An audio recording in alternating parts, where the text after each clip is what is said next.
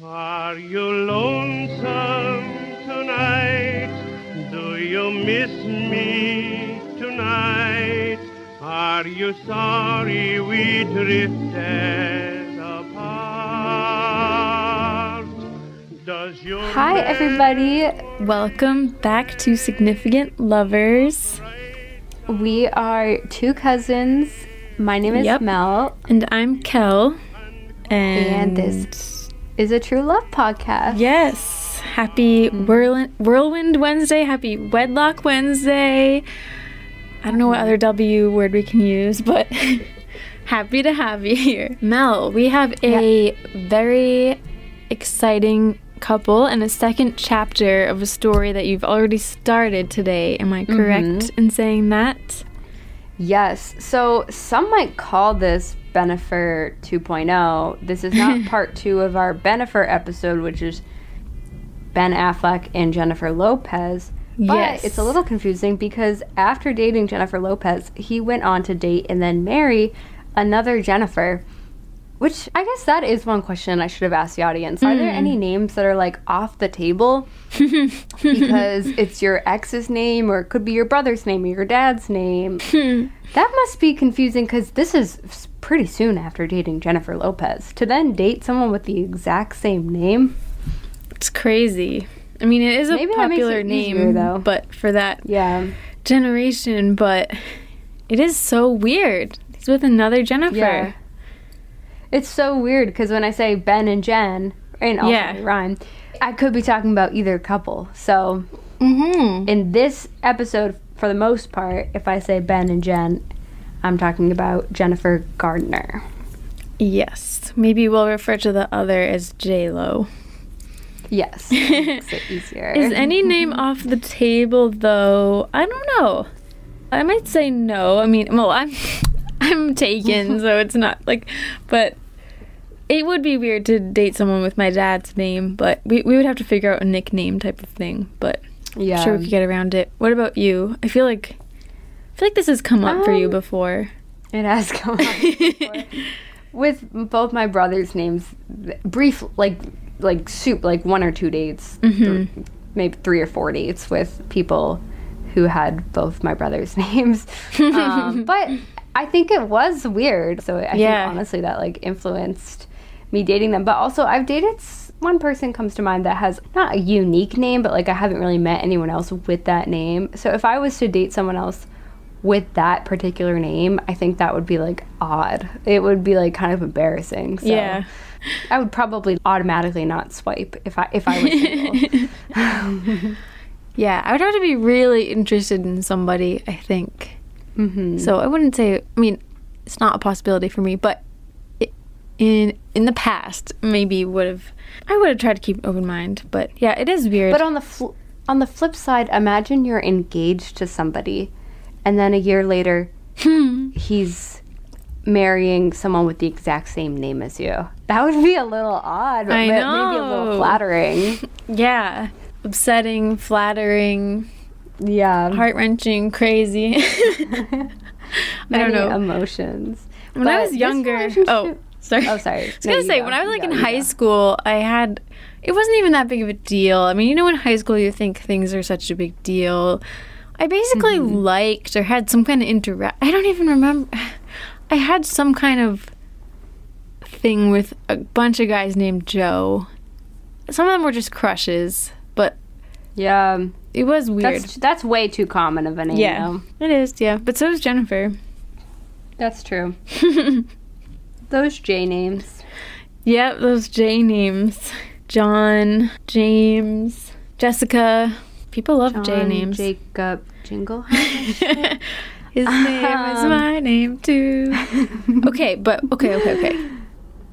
so... I would say this couple, though, it's so different from Ben and J-Lo.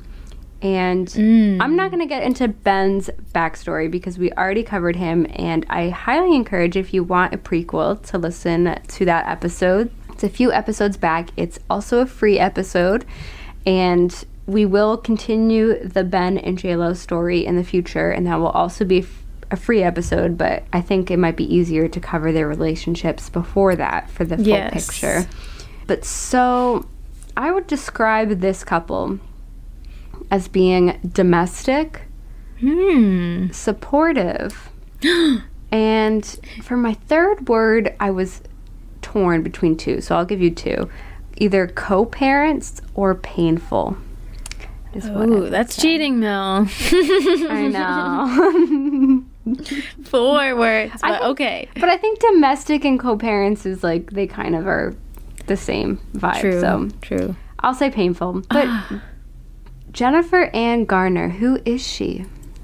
She was born in Houston, Texas. Her family moved to Charleston, West Virginia when she was 3 years old, and her father was a chemical engineer and her mom was a stay-at-home mom and then later became a school teacher. And Jen was the middle child between two girls and has said that her upbringing was pretty strict and that her sisters weren't even allowed to wear makeup or paint their nails or pierce their ears or dye their hair when they were growing up. Wow. Which, I don't know, for some reason I feel like I can see that in her. Like, she seems like... Definitely. So wholesome. She does. It seems like maybe that was her upbringing. After high school... Oh, sorry. Sorry, I was going to say, I'm just so intrigued to learn about this because I have always been a little shocked that they got together because she does seem so wholesome and natural and sweet and so different from J-Lo in that way, who is like Miss Glam. And Ben Affleck seems like such a bad boy. So just what? How did this happen? It's crazy. But anyway. I know. Keep going. So after high school, she originally went to Denison University in Ohio to actually study chemistry. So she's like real brains.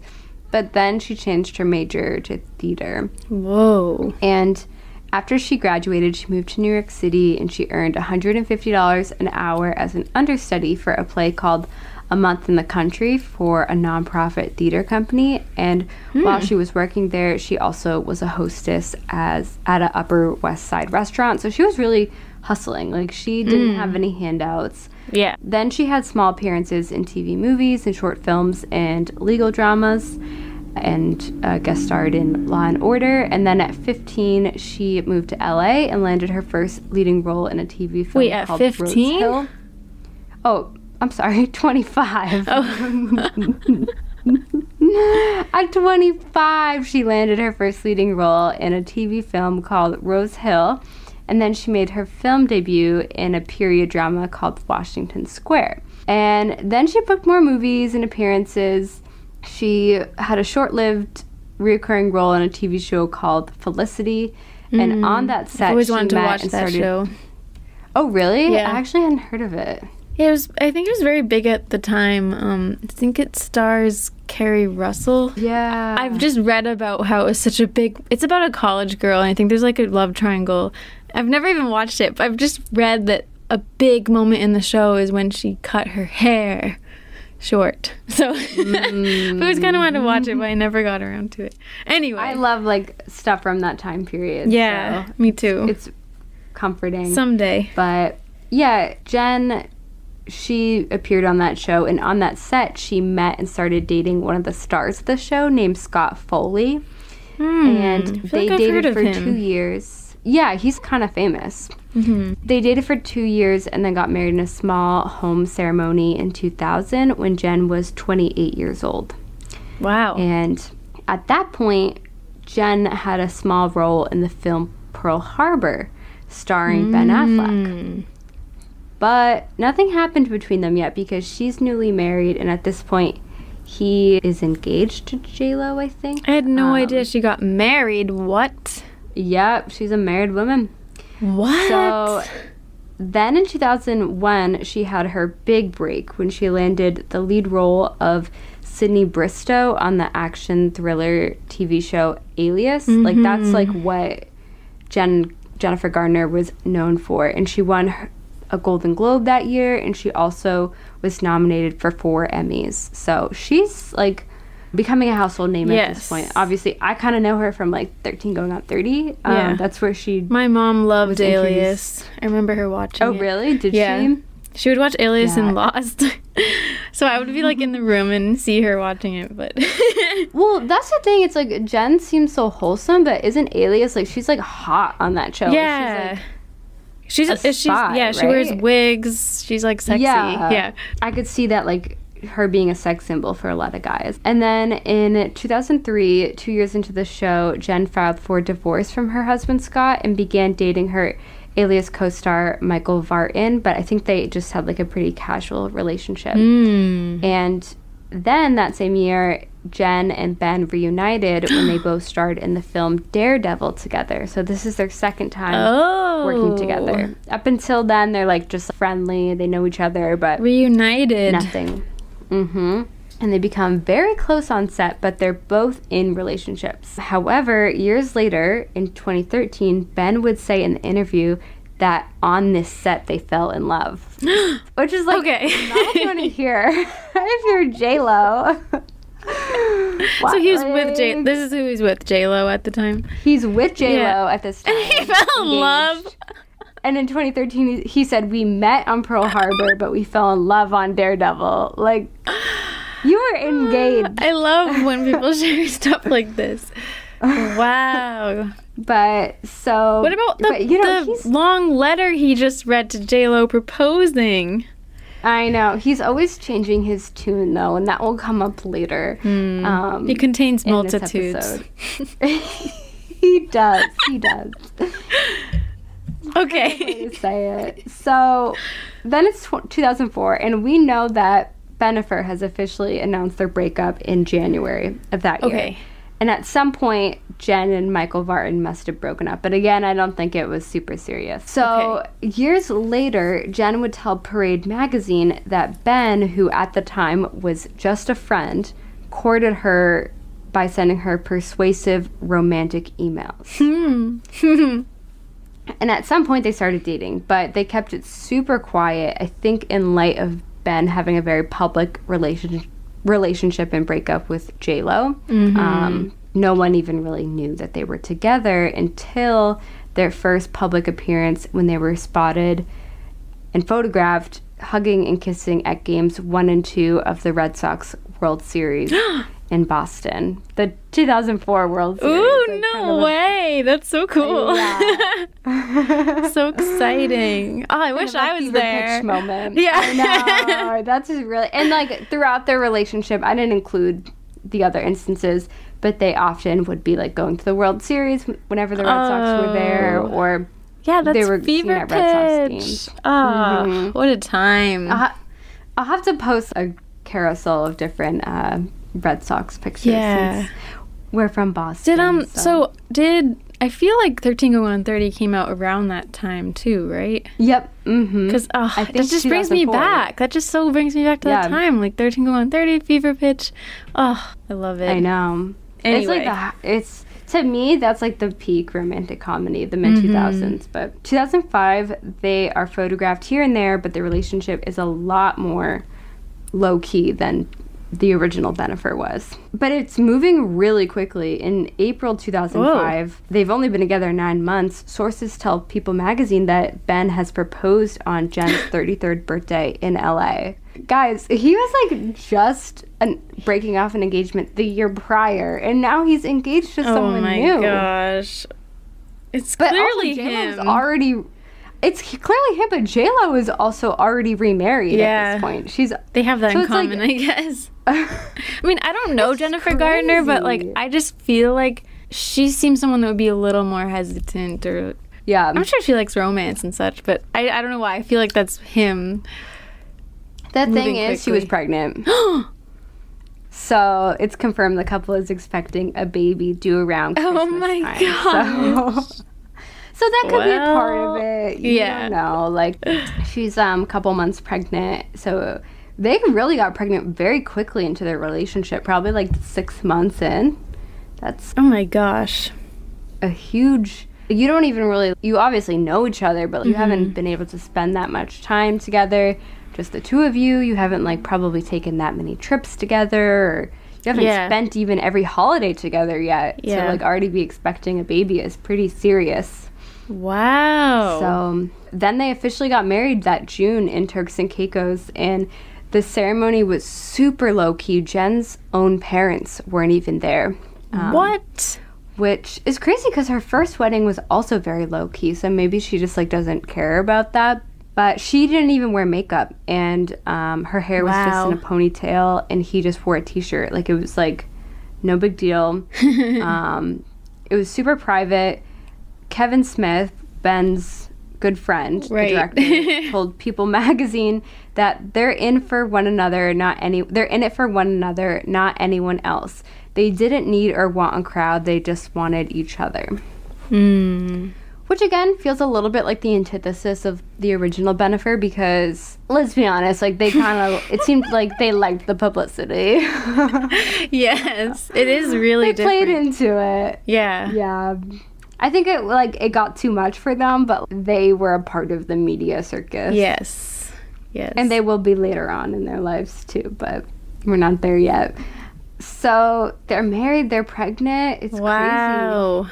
Leading up to the birth of their daughter, a source tells People that Jen has given Ben an ultimatum to quit smoking, but that he seems to be struggling with it.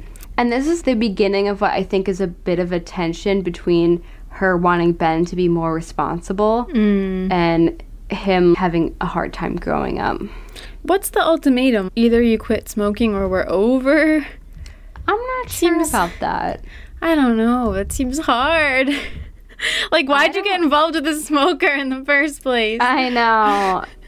Yeah, I feel like if that's a deal breaker for you, it should be a deal breaker, like, up front. Yeah, because it's kind of hard to ask someone to change that. I mean, yeah, obviously it's healthy not to smoke, but I think in general to say, like, either you do this or we're over, and that's something that they've, like, always done and been, like, when you've known them, I think that's hard. I know, I agree. I mean, again, it all happens so quickly that, like, I'm sure if you're, like, expecting a baby and you're pregnant, she must have been the stressed. least they can do. Yeah, like, the least he can do is probably give up smoking if you're, like, about to give birth.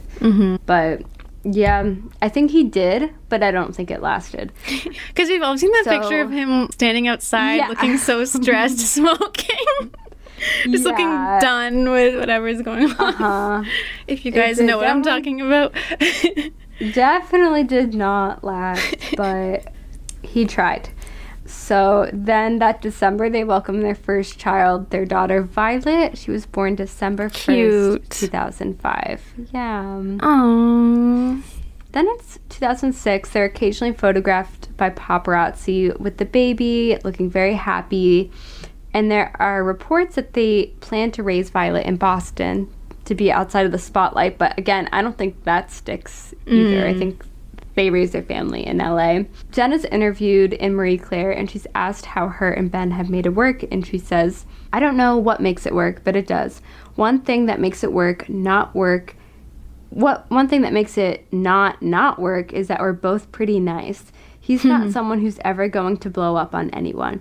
What I mean is he's never angry with me. He doesn't act out in a weird way or yell at me.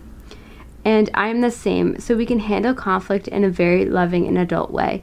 Ben's very interested in finding out what makes people tick. When he's listening to someone, and that can be someone he meets in the street, his brother, anyone whom he's standing next to in line, if he clicks into them, he can stand in one spot for hours. It's amazing. Well, that's nice. The article goes on to talk about actually how Ben was, like, trying to quit smoking and how it seems like he's living a very different life from how people imagined him to be a year ago, with all the casinos and the impulsive buying of Rolexes and the smoking and the partying and strip clubs. And Jen says 3 weeks before we had Violet, he went to a hypnotist and has not smoked since. I admire him because it was so painful, but he is sick so much less often, and I don't lose him every 15 minutes while he wanders around outside. He smells great. It's a huge gift that he gave me and our daughter as well. I probably annoy him. I celebrate it so much. Wow. So it seems like he's not smoking there. Every 15 minutes is a lot. Yeah, gee. That is a lot. That's cool, though, that hypnotism worked. Yeah, I guess so. Wow. Maybe also he's so distracted having a newborn. I'm not sure, but That was actually a problem. One of my good friends, she was dating someone, and she was at the time working like in a lung cancer research facility, so she was like seeing people who were dying all the time, and she was dating someone who was smoking, and that ended up being not the biggest deal breaker, but one of the things that she was like, I can't see him anymore because of that. I see. Very Aiden. Very Aiden, Carrie. Aiden and Carrie, yeah. Sex in the City, love it. Oh my god, so good. So good. So then it's July 2008, and it's reported that Jen is 5 months pregnant with their second child, and they're seen house hunting in Brentwood, California. So in November, a pregnant Bennifer Garner received a restraining order against a crazed fan named Stephen Berkey, who had allegedly been stalking her since 2002. And at that time, he actually showed up at the couple's house dressed in religious garments, and he told their nanny that he had visions from God that Bennifer was in danger and that he was forced to participate in a terrorist plot to persecute her. What? And at this point, Jenna's very nervous, so she's pregnant, and she's fearing for her safety and for Ben's safety and their baby's safety. So they get a restraining order. That's good. Oh, that's so scary. But it's crazy. This couple actually was photographed by paparazzi so much. Jen later says there's like always 15 paparazzi outside their house. And I feel like that's an after effect of his relationship with J-Lo. I don't think that they're like calling paparazzi on themselves. They just like are one of those rare cases where they're victims to it. Yeah, I feel like I kind of remember that, like seeing a lot of them in magazines back in the day. A lot. But yeah, I agree. I feel like because him and J-Lo were so publicized, and then the fact that like, oh my gosh, now he's with Bennifer Garner, you know, and it seems like such an opposite relationship in a way. I feel like that was very interesting to people. And they were huge. I mean, people were super invested in them. Maybe because of the, like, seemingly good girl, bad boy thing. Like, is this gonna work? Like, what's going on with them, you know? But also, later, Jen said that she lived in a neighborhood with a ton of other actors. Like, why not just live somewhere else? The reason this paparazzi was there was because they knew where everybody lived, and they knew they could get, like, A-listers left and right in this neighborhood. So, I kind of think it was also related to not being more in a private area. Yeah, why do they do that? It's just like Brentwood is so amazing, they just can't not be there. I don't know. Then they gave birth to their second daughter on January 6, 2009. Their daughter, Serafina Rose Elizabeth Affleck. Okay. Then the two purchased an 8,800 square foot home in the LA neighborhood of Pacific Palisades for $17.5 million. Wow. But, okay, so then it's December, and Jen's stalker was arrested for violating his restraining order after he showed up outside their daughter's school, their daughter's Violet's nursery school. And he was threatening so creepy. to cut the baby. Yeah, he was threatening to cut the baby out of Jen's belly. What? And murder their unborn child. Okay. Yeah. Ugh. So this, like, obviously greatly affected the couple, and I think they're super private, which is kind of crazy because I feel like Jennifer Lopez is not so... I don't want to pit these women against each other. I feel bad. But, like, J-Lo is public with her kids. She has her daughter, Emmy, on stage with her when she's performing at the Super Bowl. But the Affleck family is, like, very, very private with their kids and protective of them, which is an interesting difference. That definitely is a downside of fame. I feel like so many people experience a creepy stalker. Yeah. Just happens. Yeah. I mean, honestly, they must have to have 24/7 security all the time. That's 3 months truly after... Scary. Oh, it's horrifying. Sorry, I keep interrupting. Oh, no worries. I think it really affected them. 3 months after that happened, a judge ruled that the stalker was insane and he was sent to a mental hospital rather than prison, and he was ordered to stay away from the Affleck family for 10 years if and when he was released. Which is like, why not just for life? I know, why 10 years? Yeah. What's going to happen in 10 years? They're going to get lunch together? Like, why would they ever want to see him again? Seriously. Seriously. And I don't know what happened if he was ever released, but he doesn't come up again. That's good. So, which is good, I guess. But later, Ben actually said that this incident prompted him to become very protective of his family, obviously, and that he owns several guns because of it. Whoa. Yeah. I can imagine. Okay, now it's 2010. Around this time, I do have to say, What? there were, like, weird reports that maybe something was happening between Ben and his co-star from The Town, Blake Lively. Oh, But- I feel like I've heard that before. Yeah, I just couldn't find anything that could be tangible. But her name kept coming up, and I don't know. I thought I should include it. Mm-hmm.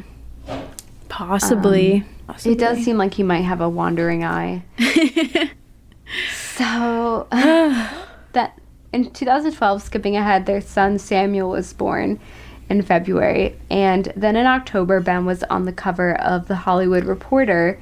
And about Jen, he said, "She truly is kind. She means no one any harm. She doesn't have ill will for any person. She's not competitive with other people. She's not spiteful.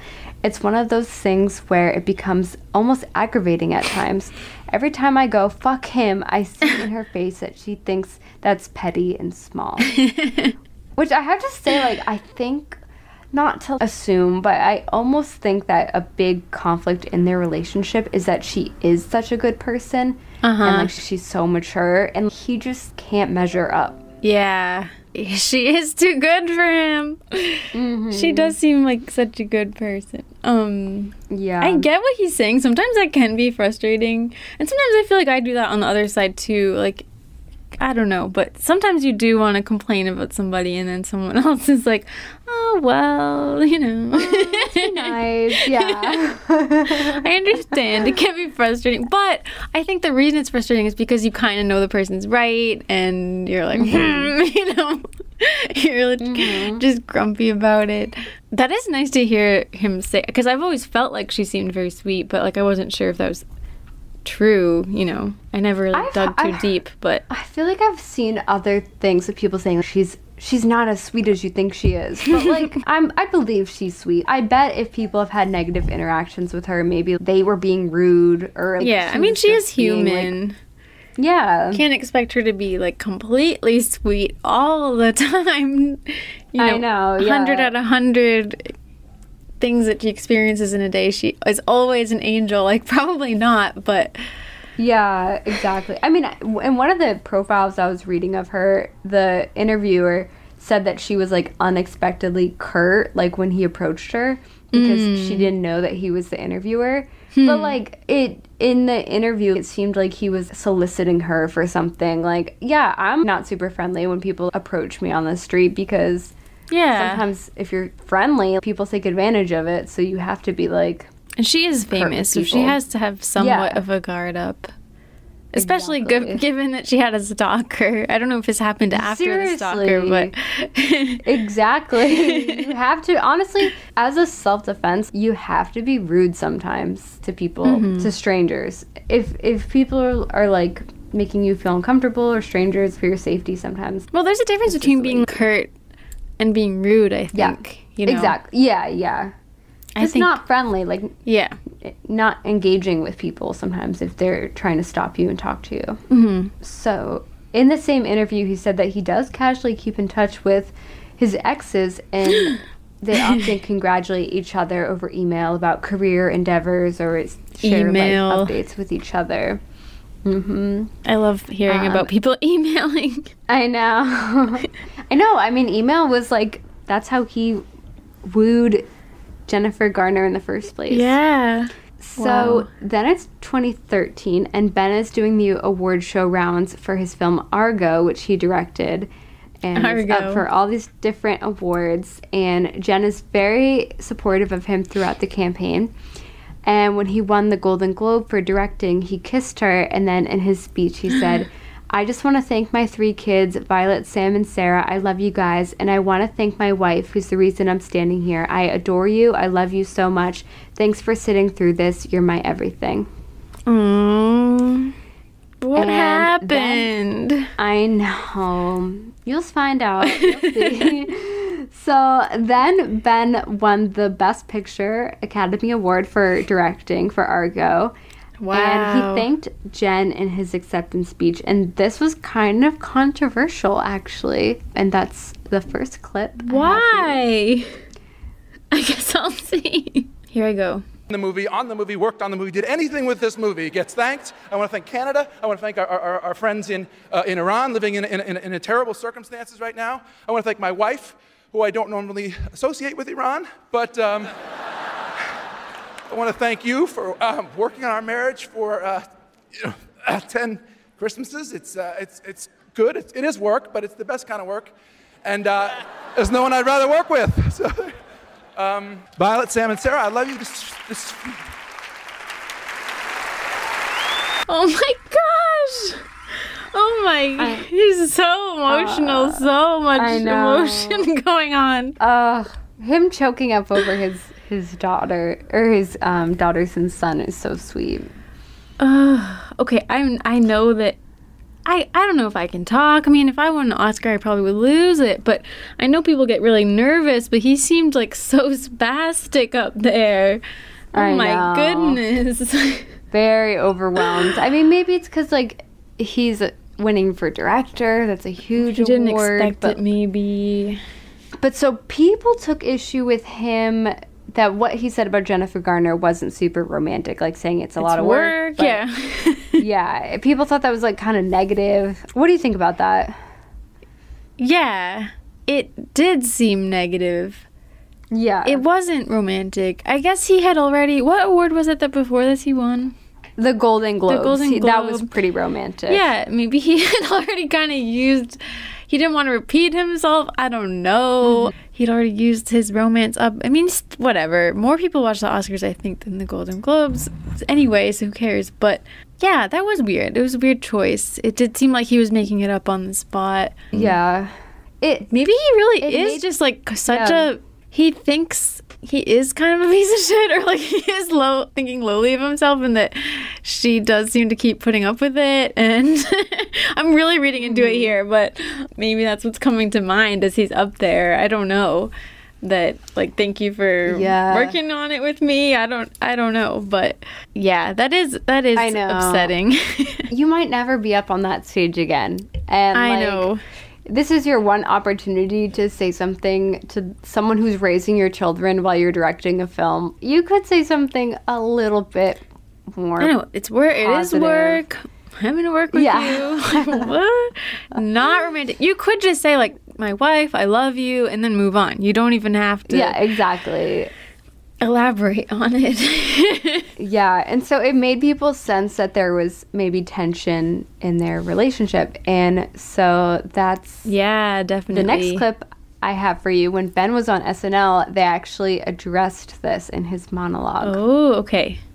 And I can tell you that while winning an Oscar was a huge thrill, giving an Oscar acceptance speech is completely terrifying. And you may remember that in my speech, I thanked my wife, while also saying that the essence of marriage is work. And we've worked together on our marriage. And then some uncharitable souls on the internet took that to mean that, you know, our marriage is some kind of manual labor. That's not it. You know, you define what's important to you by what you dedicate your time to. And my wife knew exactly what I meant. And so to disprove the naysayers, I asked her to come in here tonight. Jen?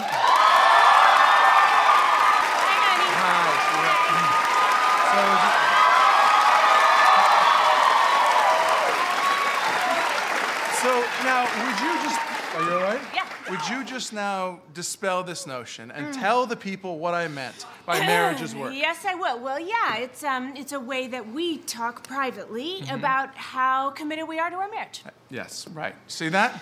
Not sure why you had to share it live to 1 billion people, but I mean... But, I mean, our marriage is the work of love. Yeah. What would you have called it in a speech? A gift. I would have said, thank you to my wife. Our marriage is a gift. I mean, you know, that's one way to go, I guess. Because, you know, it's a gift to the work of marriage, which you gifted me with enormous work, to be completely honest. Well, if we're going to be completely honest here, why don't we just go ahead and mention who does all of the work? That's too inside. The people don't want to hear that. You see? I'll tell you what, though.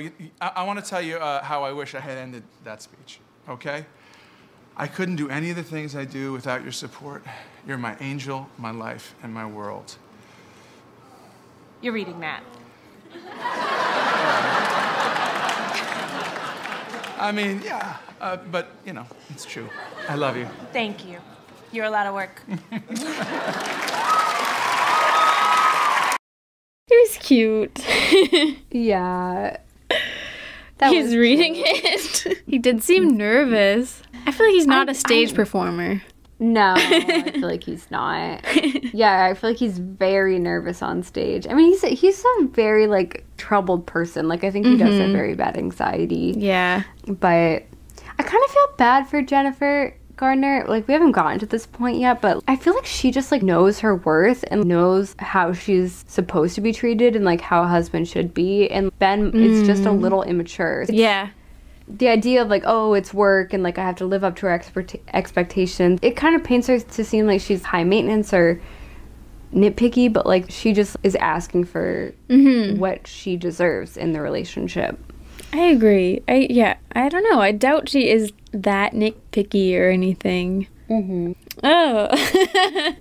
That is such a frustration, yeah. I do think they are work, for sure. Yes.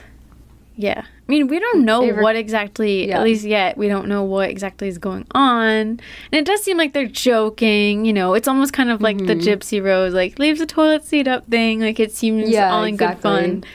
You do wonder, like, what is happening? Is there any truth behind this? Yeah. I feel like it does make people sense tension. And I feel like, yes, relationships are work, but, like, for some couples, it doesn't seem as, like, they're happy to do the work, you know? Whereas him saying that is, like, sensing a little bit of pulling teeth to get him to be doing whatever he should be doing. It was a joke with her saying, who's the one that does the work? I know, yeah. I don't know if it's gonna last. So then in August of that year, in 2013, Jen was on the cover of Allure magazine, and she said that she doesn't want to be known as just the wife of Ben Affleck. And also in 2013, just side note, Jen joined Halle Berry to campaign for strict anti-paparazzi laws in LA to protect children. And I think they were, like, really successful with this and kind of changed the game for a lot of celebrity parents. Yeah. And at that point, she said that there are 15 photographers outside of her house at all times, and it seems like that was just a huge stress on the whole family. But I agree. I feel like since then, it's become a bigger concern. I feel like I've seen publications, you know, blur children's faces and such. So yeah, that's important. But again, like, even that a little thing like that, I know Ben's probably busy directing and stuff, but first of all, Jen's an actress too. She's doing the work to protect her children with these anti-paparazzi laws. Who knows why Ben's not joining her? Again, like, I feel like she's really holding things down at home and protecting her children. Women just get shit done. I don't know what to say. I know. So then it's 2014. The Affleck family is scheduled to spend most of the summer in Detroit while Ben films Batman. And around this time, the tabloids begin reporting that Ben maybe has been slipping back into old habits, including gambling and drinking and maybe even cheating. No! While a very frustrated Jen is tasked with taking care of their kids and following him around while he shoots his movies. So she's kind of put her career on hold for him at this point to take care of their family. Does feel that way. Meanwhile, Ben's former friend, Kevin Smith, is asked whether they're still friends, and he said at Comic-Con, "Great question. I don't know because we're not fucking tight. I have not been close to him in decades. That's old Ben. He's got a wife that don't care for me at all. And plus, honestly, he probably don't care for me at all anymore." What? And then he also was asked about this when he was, like, doing an appearance at Carnegie Hall, and he said, "Jennifer does not share the same sense of humor as me. She did not like my jokes. I was picking on Ben Affleck, making fun of him because I've known him for a really long time. I was talking smack, and Jennifer goes, 'You know, if you keep saying stuff about him, I'm going to kick your ass.' And she could. I've seen Alias. She has a really girly sense of humor and didn't understand that I was kidding. I remember talking to Ben and being like, I know your lady is not finding me amusing. Ben, I've known you for years and you are far sicker than I am. His jokes are way dirtier than mine. He made jokes to me and I've been like, Ben, you need to go to church. Which I feel like is like alluding to like Jen maybe being uptight and getting in the way of Ben's relationships or like being strict with him about his sense of humor. I don't know what to think about that because like I mean they do have like kids. I could see at some point being like you have to grow up. You can't be like making jokes like this, but maybe Jen is a little too wholesome for him if that's the way he naturally is. And I don't know what's wrong. I don't think you have to be the same person. This might be controversial, but I don't think you have to be the same person in front of everybody. Like, why does Kevin Smith have to be acting that way when he's with his wife? Exactly. Like, I feel like that's more of a bro, whatever. And he's kind of implying, like, Jen doesn't even know him. Like, he tells the dirtiest jokes. Well, maybe he just doesn't do it in front of her, and that's okay. Like, he can maybe be raunchy with his friends, and then he's a dependable husband with his wife. I don't know. I don't see anything wrong with that. I would think that's disrespectful to be raunchy in front of your wife. Like, you shouldn't be making, like, dirty sexual jokes about people. If your lady is present, that's, like, really rude. And I just think that's immature of Kevin Smith to be expecting the same type of, like, antics as when they were young. Like, now that he's a married father with kids. Yeah. It seems like Ben was maybe trying to grow up and Kevin Smith didn't want to.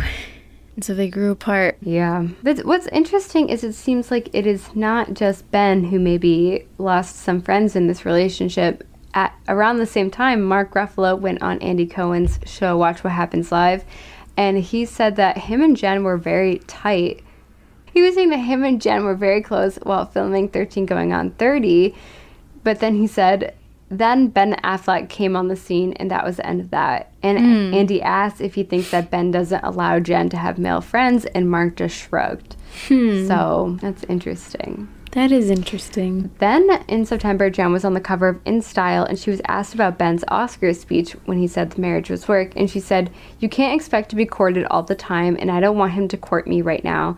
I don't have the energy, but we're definitely in a very mindful place where we're making an effort to be together and do things at the same time and be loving. And she also said, when we had our first child, we had only been together a year. We were babies. It happened so fast, I hardly remember what we were like before the kids got here. Now we're just starting to go away for a night here and there. Which I do see that being a stress on the relationship. Like, they really haven't been together one-on-one that long before they had kids, so it did happen very quickly. But about the parenting responsibilities, she said, when we had our first child, we had only been together a year. Oh wait, I already just read that. She said, for better or worse, I tend to be the one who says this is what needs to happen. I know who wants what lunch. I've done all the school paperwork and filled out the emergency cards. Ben doesn't know that stuff exists. He is in charge of laughter. No matter how much I tickle them or toss them or chase them around, it's not the same. If I'm the slow, steady drum beat, he's the jazz. I feel like that is often the case. It is. It is. But it is such an emotional burden that I feel like Jen probably bears, where I feel like if Ben gets mad about her expecting more of him, like, yeah, because she's doing all the not fun stuff, and he's, like, getting to come in and be the fun, jolly parent, making the kids laugh, and... I feel like that's so common. I know. But it is unfortunate. It really is. So then it's 2015, and in May, just a month before their 10th wedding anniversary, there are whispers that Ben and Jen have separated and are headed for a divorce. This is according to OK Magazine and the National Enquirer, which I feel like we can't really always trust them. No. But it's largely due to the fact that they haven't been photographed together in over a month. And usually they're photographed together, like, almost every day. And, like, oftentimes there's PDA in the photographs, too. Like, they do seem really happy together. So this is odd for the couple. A source says that Jen's friends aren't big fans of Ben, and that Jen has been emotionally preparing for the end for a while, seeing a therapist to learn how to cope with their divorce and deal with the kids afterwards. Man. Then, I know. But you know what? It's weird because it's like these tabloids, we can't really trust them, but it actually was true. In June. It's confirmed that they are divorcing, which is like, we can't trust tabloids. They have to source their information somewhere. I feel like sometimes they are kind of true. Sometimes. So on the day after their 10th wedding anniversary, they're in the Bahamas on a family vacation. And they released a joint statement, which this is kind of like Brad Pitt and Jennifer Aniston. Jennifer Aniston. Yeah. I think it's a little different because, like, they're on a family vacation. They're with their kids, but still weird. Yeah. So strange. I don't know. I feel like I'd rather just, like, be home. I wouldn't want to have to be in the hotel room with them. Yeah. It's just odd to be publicly acknowledging we are breaking up and you're literally physically together. Exactly. It's weird. On a vacation. Like, you can't be that over. Yeah. So they say, after much thought and careful consideration, we have made the decision to divorce. We go forward with love and friendship for one another and a commitment to co-parenting our children, whose privacy we ask to be respected during this difficult time. This will be our only comment on the private family matter. Thank you for understanding. Very curt. So naturally, after the separation, there's a lot of speculation about what was the final straw, including a very popular theory that Ben had an affair with their nanny, Christine Ozenian. Heard of it. You've heard this. Yep, heard of it. Apparently, multiple sources told People magazine that Christine, who is 28 years old at this time, she was hired by the couple several months prior, and she would watch their 3 kids, and as soon as Jen went to film a movie, she started dressing really provocatively, and that her and Ben had an affair soon after, and that she would show her friends pictures of her and Ben together, including her sitting on Ben's lap. We haven't seen the pictures, but a source said that, let's see. Okay, so Christine actually, she had gone to join the couple on a trip to the Bahamas. So this is the trip they went on when they announced their separation. Wow. And days after announcing their split, Ben left the family vacation and he took a private trip to Las Vegas, and Christine went with him to a charity poker event. What? The Nanny, which I'm guessing, this was unclear to me, but I'm guessing the kids are still with Jen in the Bahamas. So I don't know why the nanny has to go with him to the poker event. I don't think the kids are going to the poker event. No. I doubt it. I highly doubt it. Sources say that there were other members of the family in attendance on the jet plane that Christine was on, but I don't think so, because who would that be? I don't think it's the kids, so there's no reason for her to be there. And after the trip, Ben took a private jet back to LA with Christine and actually Tom Brady. And what? She posted a photo of her wearing Brady's Super Bowl rings on the jet. Okay. So it's like 100% she was on the jet. That does seem to me like something's happening. Oh, yeah. Like, why would he take his nanny? There's no reason for that. So then Christine stayed back in LA, but weirdly, Ben returned to the Bahamas to be like with Jen and the kids again. Interesting. And when he got there, Jen seemingly found out that the nanny went with him to the poker event. Like, she thought the nanny was like just going back to LA. And so she fired her and... Good. Yeah. Wait, sorry. Yeah, so she fired the nanny. And then in July of later that summer, the nanny was photographed outside of Ben's rental house. So, like, if she had fired it's confirmed. It's the nanny... something had to have happened. Sources close to Jen told People there was always a speck of doubt in Jen's mind about separating, but that's now gone. She is very angry. To Jen, this is the ultimate betrayal. Wow. The only reason why I have a little bit of doubt in my mind is because sources close to Ben vehemently and aggressively deny any affair between him and Christine. They're like very much saying that he didn't cheat with the nanny, but obviously they would say that. They're his friends. Like, it's a very bad look for him. It's actually, like, such a heinous thing to do, to cheat with your nanny. Such a cliche. It's like a soap opera. Yeah. Like, someone taking care of your children who is hired by you and your wife in your own house. And she was already fired after when she was at the house. I guess he could have kept employing her. Yeah, I know. Maybe. Yeah, that's true. If that weirdly happened to me when I was a nanny, that the couple did get divorced, and then I was a nanny for both of them separately. So that Wait, could did they happen. pay you separately? Yeah, I believe they did, yeah. Oh, wow. I know. But the wife seemed fine with it. Like, I think she liked this. I mean, there was no, I was not involved in their divorce. But, yeah, I can't remember now, but I think I was paid separately. Yeah, that was so awkward for you. You were, like, put in between the parents. I know. Ugh. So, I mean, he could have maybe he, like, reached out to her and was like, I still need your help or something. But I still think, like, why on earth would she go on the private jet with him to the poker? Like, that just seems inappropriate to me. It's really inappropriate. Yeah. But apparently sources close to her said, like, what was she going to do? Like, he was her boss. Like, she's invited to this thing. Well, it's like, you don't have to go. You can just say no.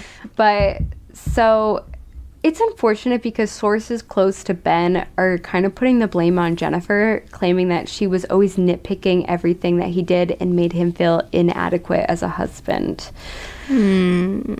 But she's probably nitpicking things that are like, dude, you shouldn't be doing this. Like, we have a family. You shouldn't be cheating with the nanny. That's kind of a low bar. But I also will say this nanny, it seemed like I hate to say this, but like she looked like an influencer. And apparently after the affair, she was like trying to become a reality TV star. So I 100% believe that she probably was trying to become famous for sleeping with Ben Affleck. She wasn't like, just this like poor me, like innocent girl, like random girl. No. But okay, I will say, not to blame Jennifer Garner at all.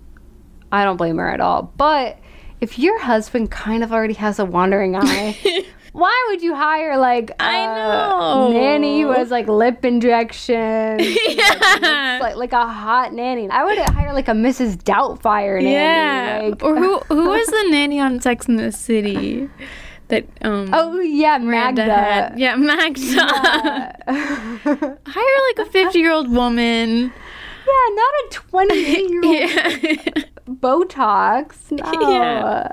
So I think like honestly, gun to my head, something happened. I think so too. After the separation and apart from cheating rumors, sources tell People that the split was a long time coming because the two are very different people and the problems got bigger in their marriage after a few years. Man. I know. Sources blamed the demands of Ben's career and his social life, saying Ben is a good dad when he is around, but he has so many outside interests and personal issues to get beyond. It had become a bigger problem than either had imagined. But even after their breakup, Jen and Ben are very friendly and they seem very amicable. They're photographed a lot together. They go on a trip to Florida together to celebrate their son's birthday. And in September, they're photographed smiling together in LA. And they're, it seems, going to church together every single Sunday with the kids. So they're really putting on a friendly face for the sake of their family. How do people do that? I know, I could not. Wow. That would be so hard. A source tells E she has not forgiven him for things that have happened, but she's committed to keeping the children happy, but sometimes that means doing what she would rather not do. Well, that's mature of her. It really is. Because honestly, if someone dogged you like that, like, it would be hard to even be in the same room. It's actually reported that Ben is staying in their guest house on the family property. Wow. And they spend the holidays together. Like, they see each other every single day. And according to sources, it's important that Ben is around the kids for Bennifer, but that she's fed up and frustrated with some of his choices. But that she also feels some relief because she doesn't see him as her problem anymore. Right. It just kind of seemed like he was a huge stress on her life. So. Yeah. I don't know. I hope I'm not too biased or like just because it's a woman or whatever, but I do believe that he probably was a lot to deal with. And yeah, like a fourth child. Yeah. And I feel like it is a relief, like, if you have a relationship where you're always worried about the other person, like, are we going to make it work? Do they still want to be with me? Like, are they going to cheat on me? I feel like it is a relief to be like, you know what? It's not my problem anymore. Like, they can do whatever they want. It's not my responsibility. Like, they can live their own life. So, yeah. At the same time, though, they are very intertwined. He is still kind of her responsibility because they have kids together, which is unfortunate. Yeah. Well, it's not unfortunate that they have kids together. No, but he probably still frustrates her. Yeah, she still has to worry about him because she has to worry, like, is he being a good dad for my kids? Yeah. So it's 2016 now, and it seems like Ben and Jen are very close, even though they're not romantically together. And they're doing things together all the time. Like I said, like, he lives on the property. They're basically living together, which would be hard. But I feel like a lot of couples do that. Like, they have a transitional period where they're still, like, they go to events together. Like, they go to funerals. They go to weddings together. But, like, they're not a married couple. Actually, they're still technically married, but they're not romantic together. In February of 2016, Jen was on the cover of Vanity Fair, and she said, "It was a real marriage. It wasn't for the cameras, and it was a huge priority for me to stay in it, and it did not work." And she adds, "I didn't marry the big fat movie star. I married him, and I would go back and remake that decision. I ran down the beach to him, and I would do it again. You can't have these 3 babies and so much of what we had. He's the love of my life. He's the most brilliant person in any room, the most charismatic, the most generous. He's just a complicated guy. I always say when the sun shines on you, you feel it. But when the sun is shining elsewhere, it's cold. He can cast quite a shadow." That's sad. She said he's the love of my life. I know. Oh. I know. Now it's over? What? It's really sad. In the same interview, she actually defended him and refuted rumors that the nanny got in the way of their marriage, saying, "We had been separated for months before I ever heard about the nanny. She had nothing to do with our decision to divorce. She was not part of the equation. But judgment, yeah, it's not great for your kids for a nanny to disappear from their lives." Okay, so it sounds like something did happen, but it happened. Yeah, totally. And it happened after they were already separated, which I guess it already seemed like it, but yeah. Even if they're separated, like, the nanny is off limits. Like, that's so low. Just sleep with someone else, like some random person from, like, a club or some other celebrity. Like, you don't have to sleep with the woman taking care of your children in your home that you both share together. He cannot control himself. No, that's so low. That's, like, unforgivable. So that seems like a confirmation, though. Oh, yeah, totally. I believe it. So he was asked about Jen opening up in the New York Times, and he said she felt that she wanted to discuss it and get it out there and get it over with so she could say, "Look, I already talked about it. I don't want to do it again. It's fine. She's allowed to talk about it. Jen's great. She's a great person. We're on great terms." Okay. Meanwhile, sources are reporting to people that Ben, who has seldom ever been single in his life, isn't doing well and is trying to win Jen back, but Jen isn't ready or willing. But the family is spending the whole summer together in Europe while Ben films the Justice League, and they're reportedly having a great time, like traveling to different European countries together and having a lot of fun. I feel like that's probably kind of confusing for the kids. I mean, it's really mature, but they are a very nuclear family unit at this point, even though they're not together. If that's true that he's trying to win her back, that's just so confusing. Yeah. So hard, I think. Yeah. Because he's literally with her all the time. And, like, even in August, the family took a trip to Montana to celebrate his birthday, which I feel like Jen didn't have to go to that. Yeah, no. But after the trip, they're back in LA, and Jen and Ben were photographed by paparazzi, where it seems like they're having a very serious conversation, and Jen is actually wiping away tears while Ben looks visibly upset with her. Wow. So, they definitely have a deep connection, you know, despite everything. They definitely really know each other. Oh, yeah, you definitely would. Yeah. You have 3 kids together and you've been married. It is interesting. I feel like I did hear a lot of reports around that time that, like, Ben is not ready to move on. And spoiler, but it takes him a long time to officially divorce. And I do wonder if it's because he's, like, struggling with mental health and, like, addiction problems. And it was just too painful for him. Maybe. But it seems like this divorce was, like, I don't know. I don't think any divorce is easy, but I feel like sometimes celebrities make it seem like it is. It seems like this was very hard. Like, they couldn't just rip the Band-Aid off. Like, it took a really long time to, like, adjust to the idea of their family breaking up. But so that now it's 2017, so this is, like, almost 2 years from when they announced their separation. Jen officially filed for divorce from Ben. But Ben in March, sources tell People, and People is pretty reputable. Like, I usually trust them. The sources say that Jen has decided to call off the divorce and that she is willing to give Ben and their marriage a second try. I didn't know about that. The source says there is always a chance of reconciliation. They love each other.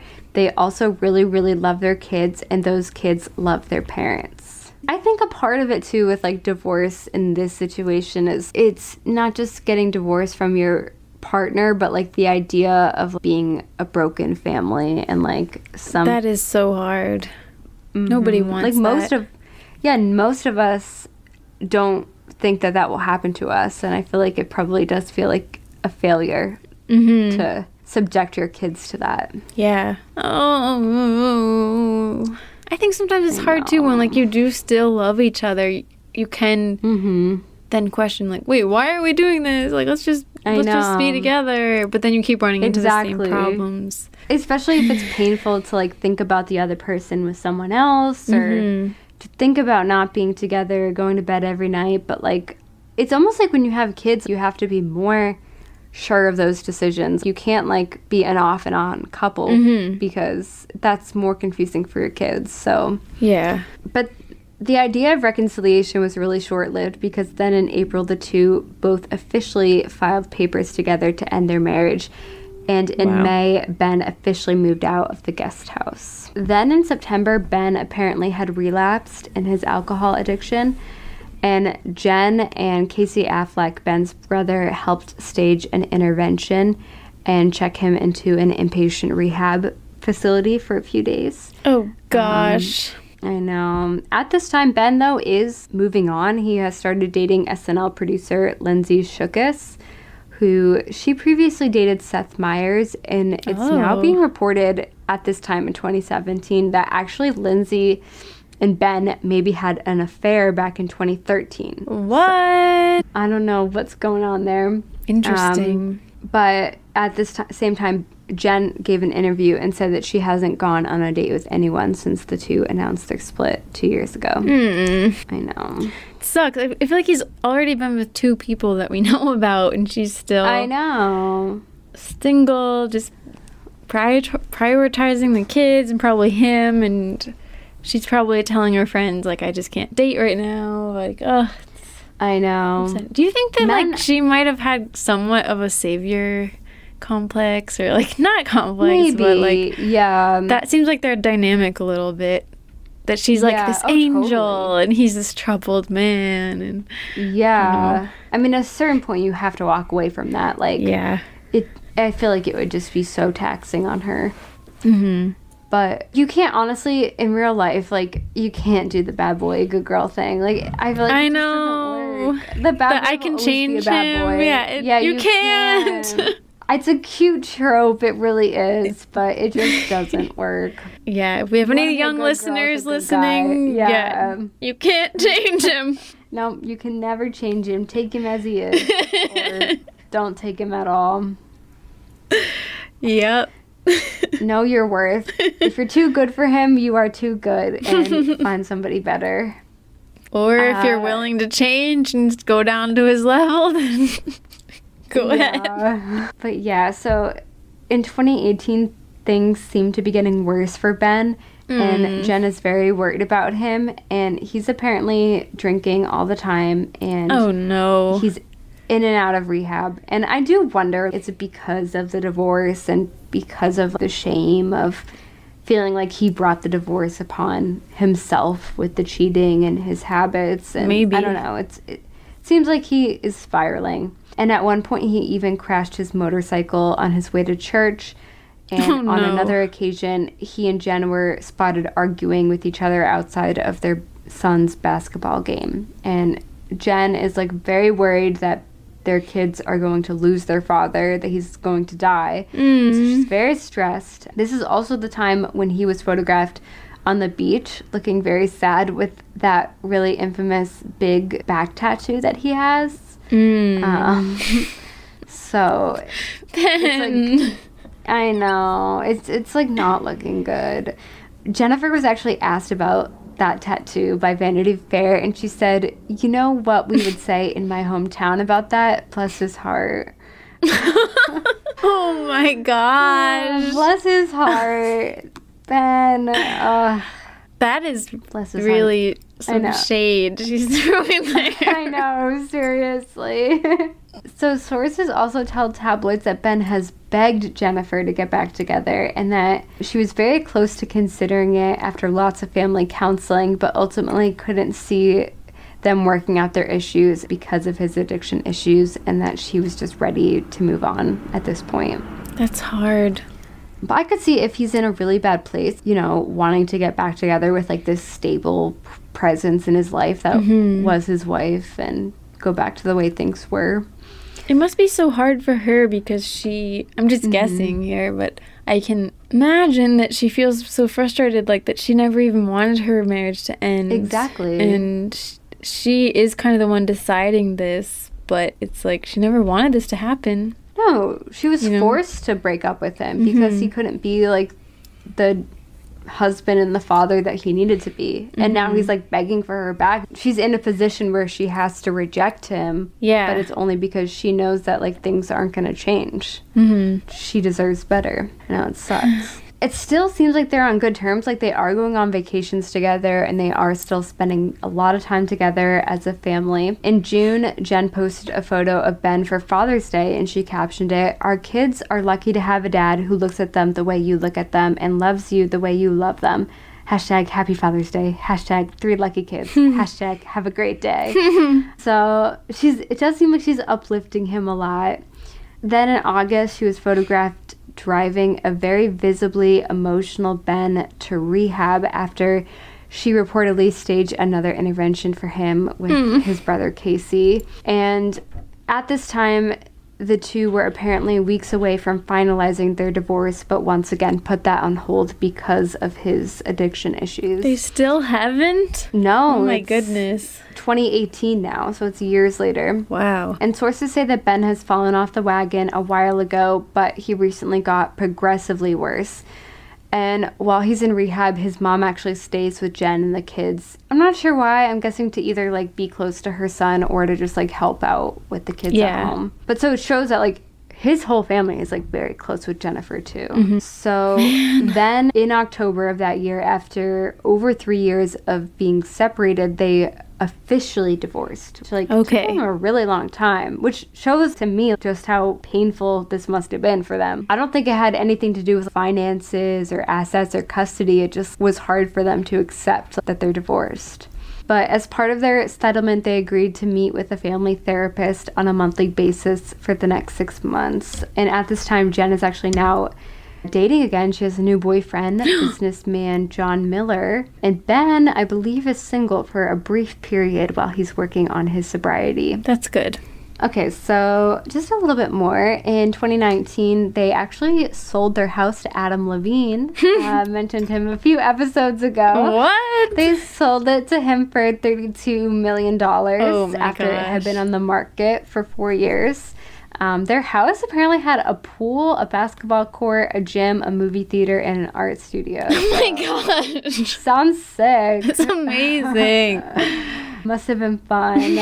So, yeah, they're really friendly after the divorce. Ben is always saying, like, how lucky he is and how lucky his kids are to have Jen as their mom and how wonderful she is as a person. On Mother's Day, he posted a photo of his mom and Jen saying, "Happy Mother's Day to the two incredible mothers who have shown me the meaning of love." Oh. And in October of 2019, Ben has been sober for several months, but unfortunately, it seems like he slipped up again on his sobriety on a random Saturday where he was seen visibly drunk at a charity masquerade ball. Oh, no. The next day, he was seen visiting the kids at Jen's house, and he was very open with paparazzi, actually, and was like, yeah, I slipped up. And then a few days later, they took the kids trick-or-treating together. They also spent Thanksgiving together, and they were photographed by paparazzi. Shortly after that, unfortunately, again, arguing outside of her house before she drove him to a hotel. And sources say that Jen's new boyfriend, John, has been her rock through all the stresses with Ben and his addiction troubles at this time. Oh, that's tough. Like, she's still dealing with him. I do feel for him. He obviously has some demons. Like, he's really struggling with addiction. Yeah. But I feel like you can just imagine being in her life and hearing about this. Like, oh, you had to drive him again. Like, oh my gosh. I know. It's like he is a fourth child to her. So then in 2020, it's February, and Ben is interviewed by the New York Times, and he talks a lot about his sobriety and what he's gone through over the past couple of years. And he says, the biggest regret of my life is this divorce. Shame is really toxic. There is no positive byproduct of shame. It's just stewing in a toxic, hideous feeling of low self-worth and self-loathing. It does seem like the divorce really tore him up inside. And meanwhile, he also went on Good Morning America, and he said, I never thought I was going to get divorced. I didn't want to get divorced. I didn't want to be a divorced person. I really didn't want to be a split family with my children. And it upset me because it meant I wasn't who I thought I was, and that was so painful and so disappointing in myself. Sad. I know. But it also, makes you wonder, is it that he really wanted to stay with Jennifer, or is it he just didn't want to get divorced? Right. And I mean, it's probably a little, yeah. It's really hard, but I kind of disagree that nothing good comes from shame. I think it can be a good motivator to change. Yeah. And that's really hard, but he can't change the past, but he can try to change going forward. That is hard, though. Your burden is your purpose. Yeah, your burden is your purpose. So, if you didn't have that negative feeling telling you that you really fucked up, he might never have the motivation to stop drinking so much or doing drugs. I'm not sure what he's doing, and that could kill him, if he doesn't stop. You need to have some shame sometimes to stop deadly habits. So but I feel for him. He sounds really tortured about it. I know. At this point, though, he does begin dating his Deepwater co-star Ana de Armas. Oh yeah, which I kind of think is a PR relationship. They're always walking slowly in the street together. I don't know. Yeah. Oh my gosh. Imagine getting with him after all of this. It's just, that would be scary. Wait, and she's young. Yeah. She's in her 20s at this. Too much baggage. Yeah. Way too much. Which is okay, I haven't covered J-Lo's other relationships yet, but I believe that she got with Ben Affleck very quickly after her and A-Rod broke up, because it seemed like maybe A-Rod had been sexting somebody else, or I forget what it was, but it was maybe he had cheated or was just being a little shady. Maybe didn't even cheat all the way. Okay. And then you're gonna get with Ben Affleck right after and then marry him. Girl, he cheated on his wife, mother of his 3 children, with the nanny. What makes you think he's gonna be faithful to you? And he fell in love with that wife while he was with you. Exactly. He's not gonna be any better. But you know what, though? What? Sometimes this is a thing. To get over someone, it does help to replace them with somebody else who will make you feel even worse. So maybe that's even what worse. Doing. Yeah. If you're upset about someone, just be upset about somebody else. Yeah, that's true. You will forget about the other person. Exactly. It'll cure it, but at what cost? I don't know. Yeah. So skipping ahead, speaking of J-Lo, in 2021, in May, Ben is very publicly getting back together with her, and a source says that Jennifer Garner doesn't want to be a part of the media circus associated with their relationship, and that she's just focused on their kids, and that she just hopes that Ben is a good father and that his life love life is not her problem, which good Makes for her. sense. Yep. I think honestly though, it would be kind of painful to be married to someone for 10 years, you have kids together, and then like even though you're moved on, not just to see them with someone else, but see them with their ex from before you would be kind of painful. I think so too. I think it would be. Because I'm sure like in the back of her mind throughout their relationship, J-Lo was an insecurity to Yeah, her. she Like, probably oh, you had always compared herself to her. Yeah, because like you guys had this like huge famous relationship. Especially like, since they seem different personality-wise. Exactly. Yeah. And they have the same name. And I don't know, sometimes people think that like when someone dates somebody and then right after they date someone very similar, they think that that means they're still obsessed with their ex or something. But I've also read people say like if somebody dates a complete opposite of their ex, it kind of means they're like so upset about that or whatever that they're, you know, trying to do the complete, you know, they're reacting so much to their ex that they're looking for someone totally different. Yeah. So I don't know. I could see her throughout the relationship, whenever she hears of Jennifer Lopez, feeling a little weird about it, maybe. And especially since J-Lo's whole thing, I feel like, is being, like, so sexy and so powerful and glamorous. And exactly. Yeah, I think that would be hard to see him get back with her.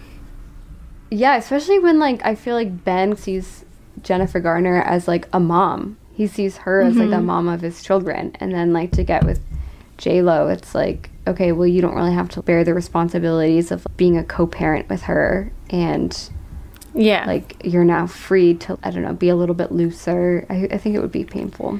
But things seem okay though. I think Jennifer Garner is so mature. She accompanies Ben and J-Lo to take the kids trick-or-treating together. She's just, everything is all about the kids, which is so sweet. Ben, not so mature. He goes on Howard Stern and he talked a little bit about the media attention during their divorce. And I have a clip. Okay. To live my life in a way that, and then, you know, during the divorce, they printed fucking horrible lies. Horrible, mean. Like what? What were the lies? I don't even want to give voice to it because then it goes, oh, they said this, they said that. Anything you read about that was bullshit. The truth was, we took our time, we made the decision, we didn't want to show the kind of, we grew apart, we had a marriage that didn't work. This happens. There's somebody I love and respect, but to whom I shouldn't be married any longer. And we said, you know what, we don't want, ultimately we tried because we had kids. And then we said, both of us felt like we don't want this to be the model that our kids see of marriage. I felt like we did it amicably. We did our best. Did we have moments of tension? Did we have disagreements over the custody? Was stuff difficult for us? Did we get angry? Yes.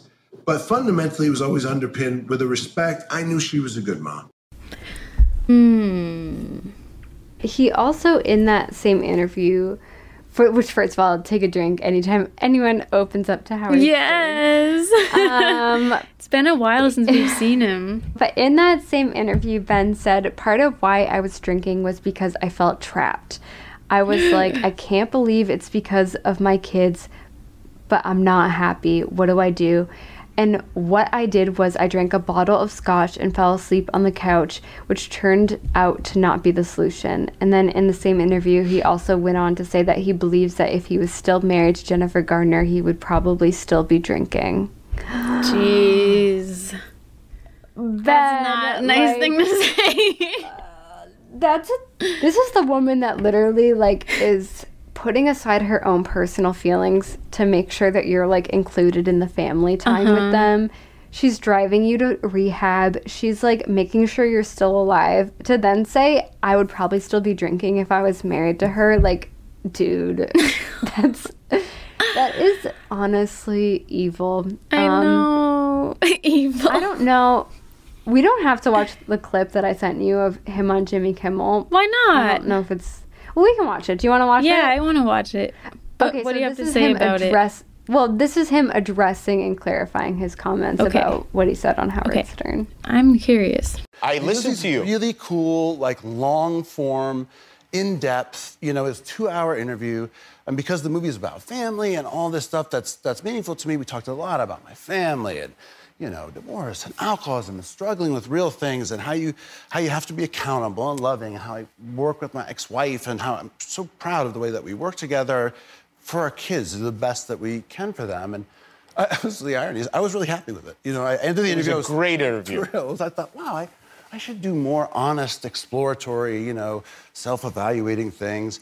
And I started seeing all this stuff come up on Twitter, and I was like, well, what is this? And I sort of researched through it and then saw that one of these websites had done the clickbait thing of like, you won't believe what he said, click on this, come to our site. Right.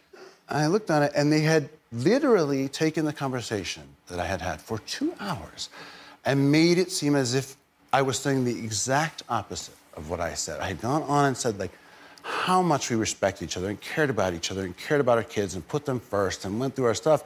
And he said that I had blamed my ex-wife for my alcoholism and that I was trapped in this marriage. Like, just made me out to be like the worst, most insensitive, stupid, awful guy. And look, I know people do this. I get it. Me, I'm happy to be sad Batman. I'm happy to be Dunkin' Donuts and the meme. I understand. You have to get married to Jimmy Kimmel sometime. Really, like, it's about my kids. I gotta just draw a line. Right, you know, of course. I'm really clear. Like, that's not true. I don't believe that. It's the exact opposite of who I am, what I believe, and I would never want my kids to think I would ever say a bad word about their mom, because this really upset you. I mean, obviously. It hurts my feelings, man. Yeah, I noticed that. I saw that online. And it was crazy that they take this tiny little piece and then wait, are you saying the media sometimes takes things out of context for occasionally effect? Yeah. It does seem like that really upset him that people took it that way, but like, I think he's just like not self-aware, because you said if I was still married to her, I'd probably still be drinking. Like, what other way are we to take that? You could say all the other nice things you want about her and how great she is. You still said those words, like strung that sentence together. It doesn't matter if it's out of context and we don't know anything else that you said. Like, you still said that, and that's like a disrespectful thing to say. He probably should not have been doing interviews. No. He seems a bit erratic and, I don't know, not in the best place. But I was thinking, it does seem like he's changed his tune a lot since being with J-Lo. And I don't know if that's her influence at all, but like, this is before he was saying the biggest regret of his life was his divorce. And like, you know, we heard that he was begging Jennifer Garner to get back together. And now he seems kind of dismissive of her, like, yeah, like I was in it to make it work with the kids, and I shouldn't have been in the marriage, and you know, had to get divorced. And it's just like painful how he's kind of changed his tune. People always do that. And now it's like, oh, Jen is just like the mother of his kids. He doesn't see her like as someone that he loved and wanted to. No, that's not true. You did love her. You wanted to get back together. I know. But I'm sure maybe that part of that is like him being dismissive of her to make J-Lo feel more secure or something. I don't know. I could see him saying, I didn't hear the whole interview, that maybe he like had to hit rock bottom in order for him to change.